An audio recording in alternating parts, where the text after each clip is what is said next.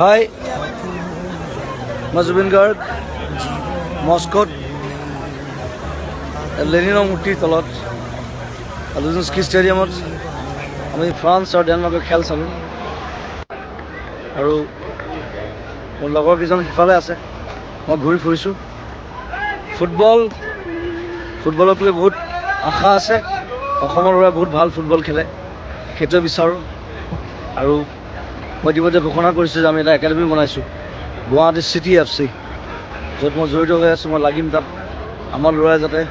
ওলাই যাব পাৰে ভৱিষ্যতে ইয়াত খেলিব পাৰে ৰাছিয়াত নহয় আমেৰিকাত নহয় ইউৰোপত নহয় চব জেগাত আমাৰ ল'ৰাই খেলিব লাগিব চ' কিপ দ্য স্পিৰিট ফুটবলটো জনপ্ৰিয় কৰি ৰাখিব খেলিবলৈ শিকাব খেলাব আমি সহায় কৰিম আমি লাগি থাকিম দিছ ষ্টেডিয়াম সকলোকে মৰম জনাইছোঁ আৰু 3-4দিনমান থাকিম ইয়াত সঁচাকৈ অসমলৈ আহি আছোঁ আহি লগ পাম থেংক ইউ লাভ ইউ